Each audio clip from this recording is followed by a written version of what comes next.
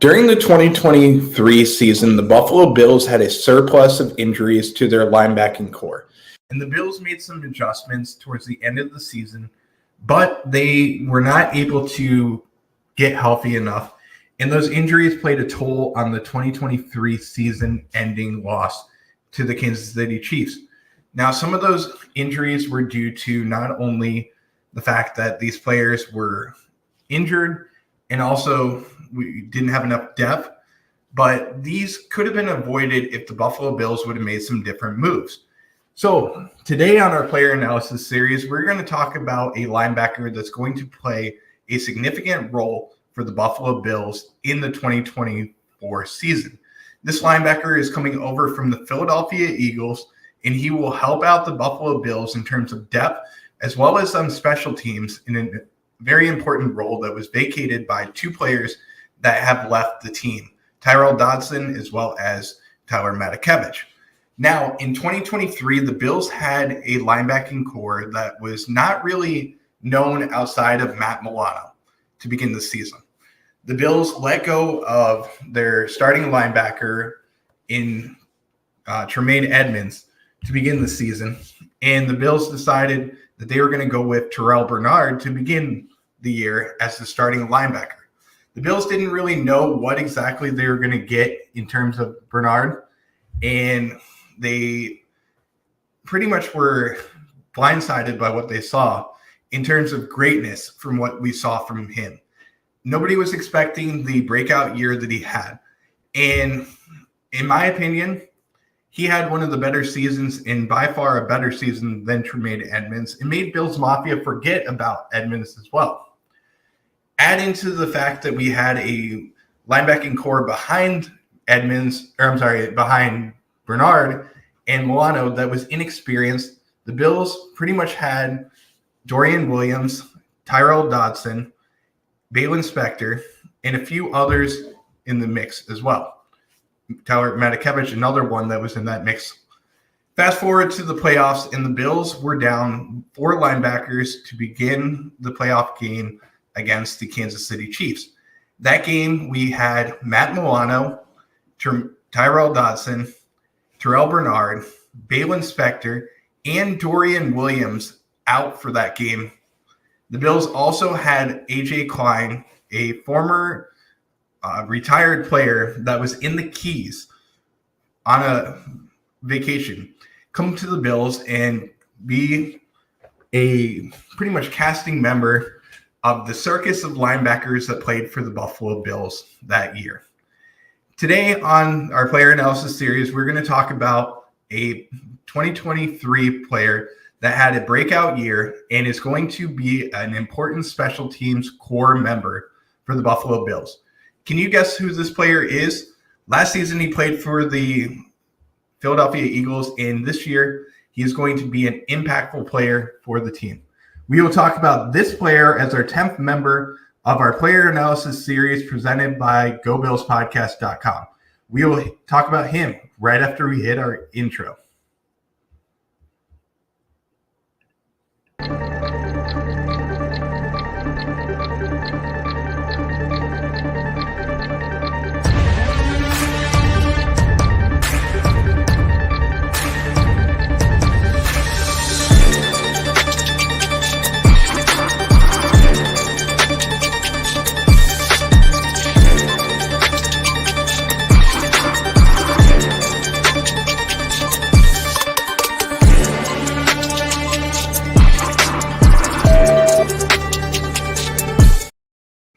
What is up, Bills Mafia? Welcome back to another edition of Player Analysis presented by GoBillsPodcast.com. I am your host and founder of the page, Brett McDurphy. Glad to be with you on this Thursday evening to talk about our Player Analysis series, one of the better series that we have brought to you guys throughout the offseason for the Buffalo Bills.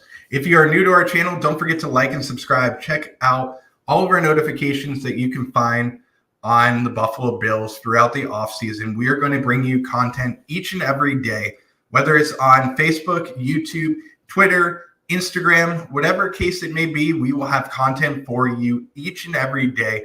So like, subscribe, Follow us on all social media platforms and click the notification bell to be notified every time we are going live.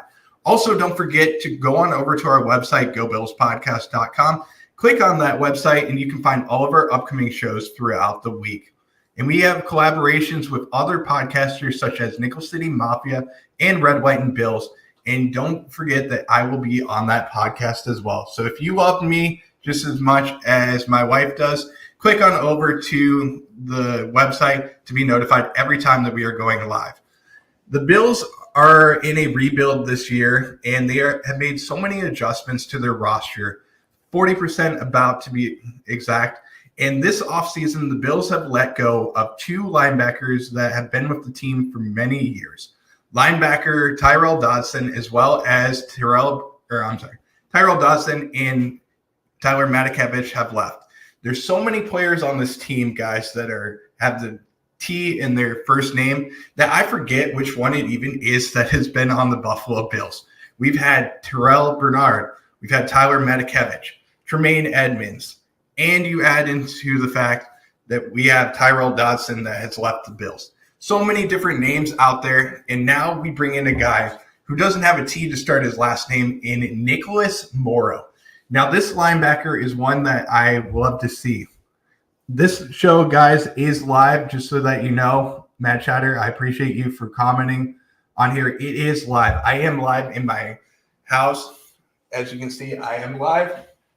Go Bills Podcast going live. I will get to the chat real quick. I apologize that it is I'm not getting to the chat yet, but I want to get to some important things before we begin. But I just want you guys to know who Nicholas Morrow is. I see your comments, and I appreciate John Robert for chiming in saying Nicholas Morrow, I think, as well as Matt Chatter saying Morrow was average last year, and he watched him on the Eagles. Yes, I understand what you're saying, but that Eagles defense was definitely mid because of some issues to the chemistry, and the issues also were because of the coaching staff that they had as well. I think with a new scheme and a new fit, Nicholas Morrow will be a great asset to the Buffalo Bills. So let's get to know who he is as a player and what he will bring to the Buffalo Bills. Morrow came over from the Philadelphia Eagles and has spent time with not only the Eagles, but the Raiders from 2017 to 2021 and the Chicago Bears in 2022. He had a 4.52 40-yard dash, playing 495 snaps for the Eagles last season. He is 29 years old, 6 foot, 225 pounds. Last season, and this is where I mentioned that he had a breakout season, 95 tackles, 3 sacks, 2 forced fumble recoveries, and he also missed 3 tackles last year. I see you guys in the comments, and I do want to get to them real quick. John Robert coming into the chat saying that he was told that the blue and red game is sold out, FYI. I have heard that as well. Matt Chatter coming into the chat saying, I just need you to know Morrow was mid. I appreciate you for saying that. I understand where you come into play. And he is a little bit, has some issues to him where there's some pros and cons. I'm not saying he's going to be a starter necessarily, but he will play an important depth piece for the Buffalo Bills. John Robert coming in saying AJ Klein was CSS as called before his vacation. Also, Matt Chatter saying he better depth than we had last year, I guess, and I totally agree with that. So let's get to know the pros and cons of what Nicholas Morrow will bring to the Bills. Some pros to him are that he's an important special teams player. He has played in a significant amount of snaps on special teams, and with the loss of Tyler Matakevich, he is going to play the primary role of linebacker in that special teams role. Now, remember, the Bills do have, and the NFL does as well, a different set of rules to the special teams this year with the new kickoff rules. So Morrow is going to play an important factor in that.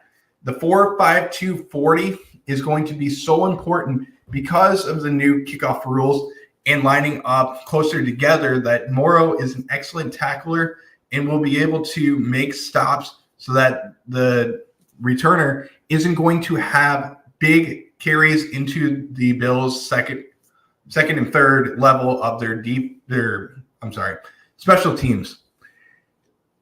Other pros to him are that he's an excellent run defender, as you will see in some of the film that we will showcase later on. He was rated the 12th highest graded player by PFF in terms of run defense in 2023. That was out of 66 linebackers in total that season that played over 300 snaps. He was a successful pass rusher last year. As I mentioned, the 3 sacks. He had a ton of pressures as well. And we will get to that on PFF's site as well to let you know more about those pressures that he did have. He actually had last year a total of 42 stops in the backfield, 2 forced fumbles that he had as well. He also had 22 assists to his name. And he had a 116.1 passer rating allowed, which is a little high in my terms as a linebacker. His best game of the year was against the Seattle Seahawks in Week 15, where he posted an 89.7 grade on defense. His run grade on defense was a 88.5 that game. He played in a total of 61 snaps that game. The most snaps that he played in the game at middle linebacker was 77 against the Washington Commanders as well. Other pros to him are that he is a great depth upgrade to the Buffalo Bills. If you think about what we had last year with Balin Spector as well as A.J. Klein towards the end of the year, the Bills are getting an upgrade and a player that has so much experience out there on the field as well. He's also a schematic fit for the Buffalo Bills too. He's a strategic blitzer, and he can make exceptional tackling in terms of his form, as well as not allowing the player to get the best of him out there on the field. He also can mix into the fact that he can play off ball as well as the Mike linebacker role. And he is a player, in my opinion, over the last 2 seasons with playing for the Chicago Bears and the Philadelphia Eagles that is on the rise. His jersey number is going to be number 52. He was undrafted in 2017 out of Greenville, Illinois, which I was not even sure was a school. I've never heard of it, to be honest with you guys. And I had to look up some research on Greenville, Illinois, and I found out it was in there. I thought it was actually Greenville, South Carolina, which I have some friends that live there. The school started in 1892 and has remained an institution that was renamed in 2017 as Greenville University. It was before, from 1892 until 2017, Greenville College. It is actually, I'm going to look it up and just find out. It's a Division III school. So this is a player that didn't have Division I or Division II scholarships for him. I apologize, guys. I accidentally hit my microphone, so bear with me 1 second as I turn my microphone back on so you guys can hear me better. He's a player that's on the rise, in my opinion, that's going to get better and better. And I think with Sean McDermott's tweaks and Bobby Babbage out there on the field, he's only going to get better and better as the season comes along in terms of his role in special teams. But I also think with injuries to the Buffalo Bills, as you remember, Matt Milano has some injury history to the Bills. Tyrel Bernard has some injuries as well. Dorian Williams missed some time last season. So many injuries to him that he can play both the outside linebacker role and the middle linebacker role for the team. So if we are down a player, this is the player that has experience and is also on a very cheap contract as well. Only $1.5 million for a depth piece for the team.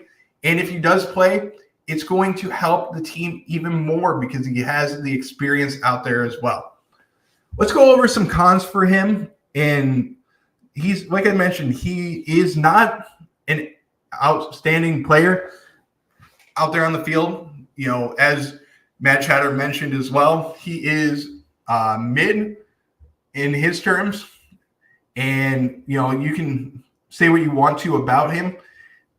He does have mid numbers, in my opinion, as he posted a 71.5 grade for the whole entire season. But he's also has some cons to him, like he's a linear athlete, needs to work on going side to side more and being quicker to reading plays. He has a lack of a burst and ability to reach top speed quickly.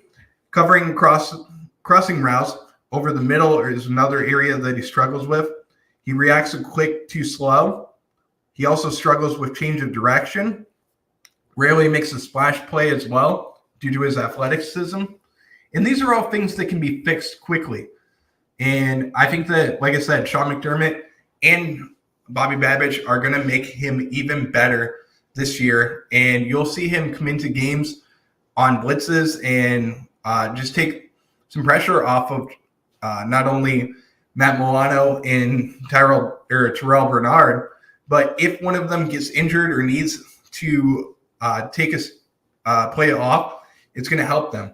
And remember, guys, Matt Milano, yes, he is healthy, and yes, he is back to normal, but injuring a knee or a leg, that could have another injury to him. And I'm not hoping for that. I'm not wishing that whatsoever. But there's a difference between going out there and practice, and we've seen some great film from Matt Milano in practice, and I hope and pray that he is back to normal as soon as possible because he's such an important asset for the team. But if he is not, this is a depth piece that can help the team so much this year. Mad Chatter coming into the chat saying Dorian Williams going to be good. That's a great question, Mad Chatter, and I think he will be good. It's just more of second-year slumps happen so often in the NFL that you have to have a backup plan. And last season, I don't think the Bills had a backup plan in case Tyrel Bernard or Matt Milano got injured. And I think they bet so much on Bernard and Matt Milano that they didn't think about the rest of the linebacking core. And Dorian Williams was expected to be a good player, but he wasn't supposed to be thrust into the lineup so much that he was playing every single game. And that had an effect on the team so much. And injuries had an effect as well. There's so many injuries to that linebacking core. John Robert coming into the chat as well saying Matt is rusty right now, and that is understandable. And I completely agree with what you're saying too. Let's go into some highlights of the last few years for Nicholas Morrow, and let's check him out. A few of these plays are going to be from last season where he played with the Philadelphia Eagles, and you're going to think that I'm picking on the Washington Commanders, but check out some of these plays that he makes. A few of these are sacks that he had. I highlighted all three of the sacks that he had. Another play is going to be a safety that he had last year. Another one is going to be one that is going to hurt Bills fans so much from a couple of years ago. I won't tell you what happens on that play. I'll let you guys guess. And then the last play that you will watch is another one that I think is going to be it's going to make you guys like this guy a little bit more. So let's check out a few of the sacks that he had last season for the Philadelphia Eagles. And the first one is a doozy. So on this play, as you can see, Morrow coming into the play, number 41 here, making the sack. I will show it again, getting pressure up the middle of the field and taking the tight end into the backfield, making the sack there. Here's the second sack that he had. This one was, again, against the Washington Commanders in the same game, actually, that he had this sack. Here comes the second sack right here on a play. Now, on that play, as you can see, Morrow was not necessarily a blitzer. He was more of a spy on that play, and you see Sam Howell trying to escape the pocket, and watch the cleanup that Nicholas Morrow does. He's a spy right in the middle of your field, right at the 40-yard line, making that stop for the sack and getting a big play. As you can see, there was a flag on the play, but it was against the Washington Commanders for holding. on that play. Here's the third sack here. As you can see, a nice little blitz coming in on a late blitz on the play from Nicholas Morrow. I will show it again. Watch the late blitz on that play coming into the backfield, making the sack. This was the third sack of the game that he had for the Eagles in that game.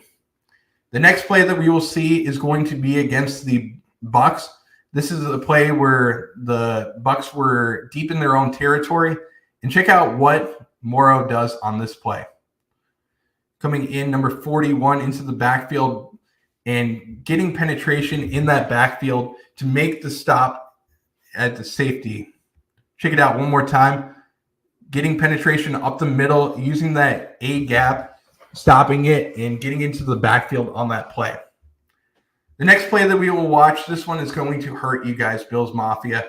And this was when he was with the Chicago Bears in 2022.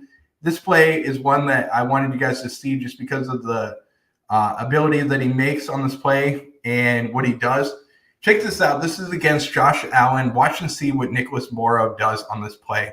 And you guys might hate me. I apologize for putting it on there, but I just had to put it on there because he is now a member of Bills Mafia. On this play, watch Josh Allen right over the middle, throwing it right to Nicholas Morrow on that play.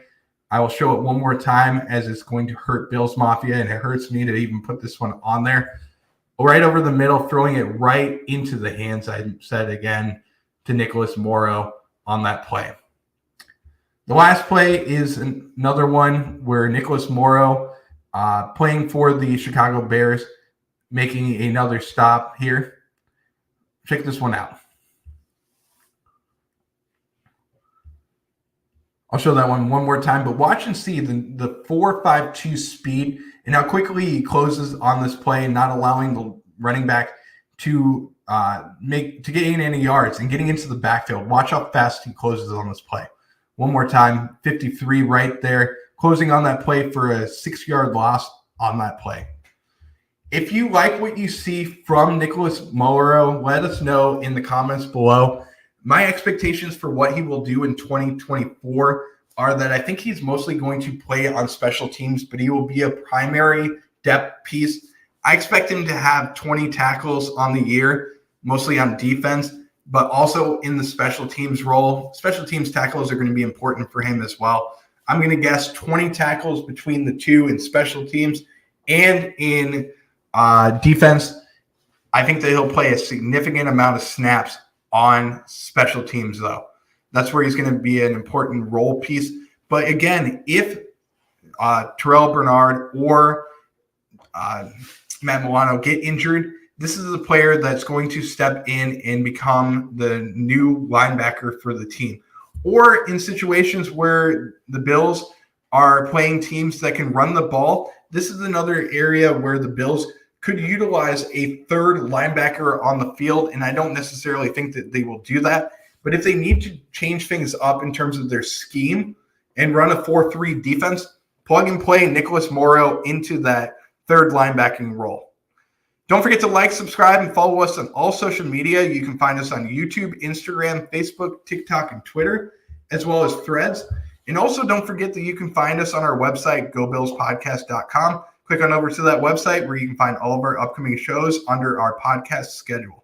This has been the Go Bills Podcast. We will see you next time for another edition of the Player Analysis Series. Tomorrow we will be live with another episode at 8:30 p.m. So click on the notification bell on YouTube, click the like button, subscribe, and also comment on this video as it helps us so much. We will see you tomorrow at 8:30 p.m. As always, Go Bills.